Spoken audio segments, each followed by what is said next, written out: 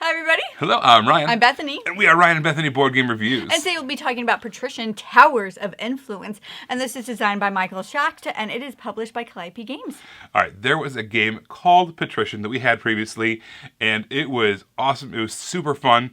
The artwork, a little drab, left a little bit to be desired. But guess what? We were extremely excited to hear that Calliope Games was bringing back Patrician, this time calling it the Towers of Influence, with all new looks, all new aesthetics, bringing a new two-player module into the play, a new kind of two-player variant, as well as two expansions that were previously hard to get, now included in the box. All right, let me give a quick overview of how to play.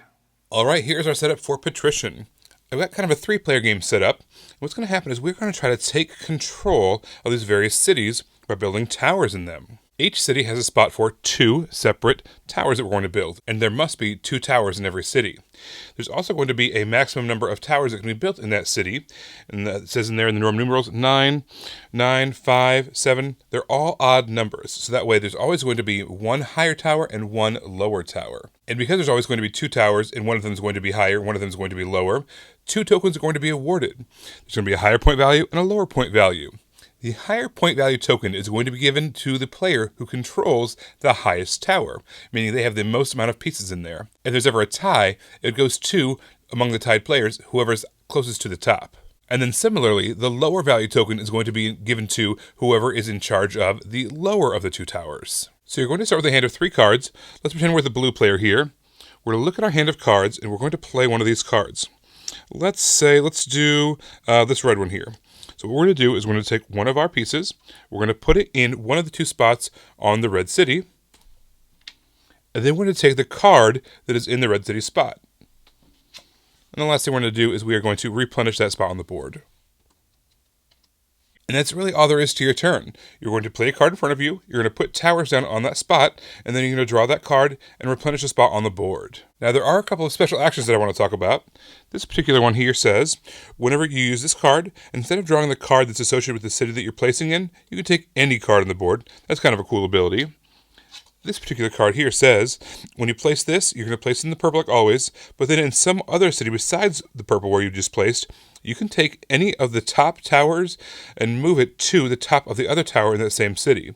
You do have to be in that city. So let's say there's a situation where maybe over here in pink, we were kind of tied for control of one of the two towers, but by moving the top piece of one of the towers to the other tower, it would give us control of one or maybe even both of those towers. So that's a really useful ability. And then also, we have some cards that let you place 2 towers down at the same time.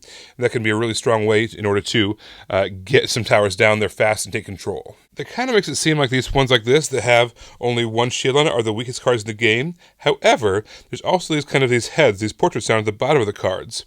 There's a little bit of a set collection element going on as well. At the end of the game, we're going to get points for every 3 matching portraits. So if we had something like this at the end of the game, we would get 6 extra points because we had 3 matching portraits. And there are 3 different heads, 3 different portraits that you can try to get the sets of.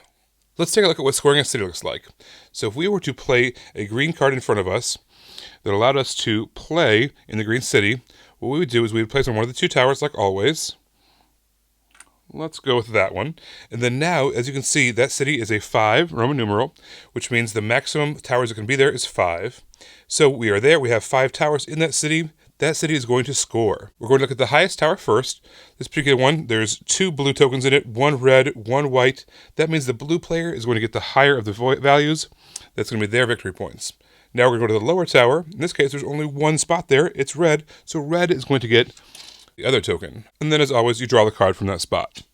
Now towards the end of the game, what's going to happen is we're going to keep on playing until all cards are played even from our hands. So there might be spots that you play in that don't have a card in front of them. In that case, you can draw from anywhere on the board. Once all cards have been played, there's no more cards left on the board and all hands are empty.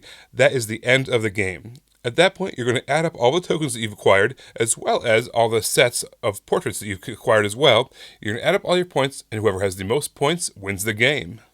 So this has nothing to do with the gameplay, but I really enjoyed this cover so much more than the old cover. The old cover had like this lady on it with like stuff behind her, and it was fine. It just like Like this, you kind of feel like you're laying down and you're looking up at all of the towers that you'll be building, and you're just looking at all of them. And so I just really, really, really liked this box cover art a lot more.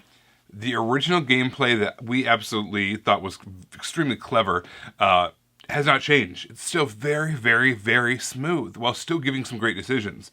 It's as simple as playing a card, placing a tower, drawing a new card. That's all there is. There might be some special abilities every once in a while or whatever the case is, and you have the in-game scoring with the set collection, but your turns are lightning fast, extremely smooth, very, very smooth gameplay. And the 2-player variant was very good.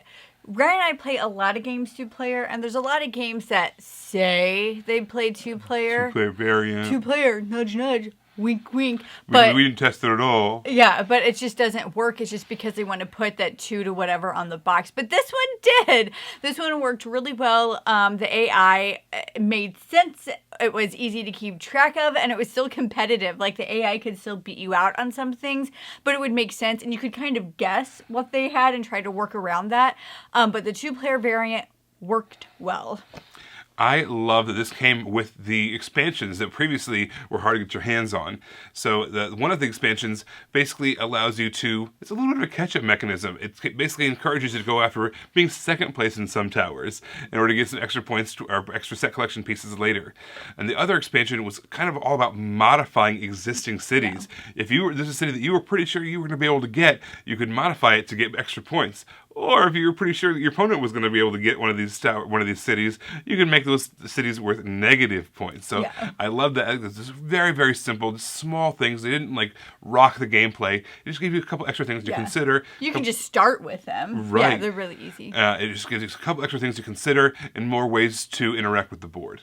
Overall, this game is really fun, and I know that a ton of people enjoyed it. It was a game that a lot of people loved, and I'm pretty excited that now a lot of new people are going to be able to love this, because new people are entering the hobby all the time, and there's some older classics that you just cannot get your hands on, and now you don't have to worry about getting your hands on Patrician.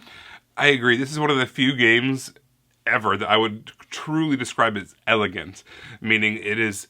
The gameplay itself is just very, very smooth, like I mentioned. It's very intuitive, and on top of that, there's still great decisions behind it. It's just a very elegant system. On top of that, the new updated look just makes it look that much classier and timeless. I think that matches, the aesthetic that gravitates to my liking, I guess. This is a game that we've loved, and we are going to continue to love it, and now we have even more expansions to play with. So very excited about this version of Patrician, the Towers of Influence. Everybody, thank you so much for watching. Don't forget to subscribe so you can see our videos as they come out. Until then, you can find us in all of these places. You guys, thanks for watching, and we will see you next time. Bye. You guys, thanks so much for watching. This game was provided to us by a publisher in exchange for a fair and honest review. And if you want to see more stuff, check out over here to see something we think you might like. And over here, we think that YouTube has picked out a great video for you you're going to love. Thanks, guys. We'll see you next time. Bye.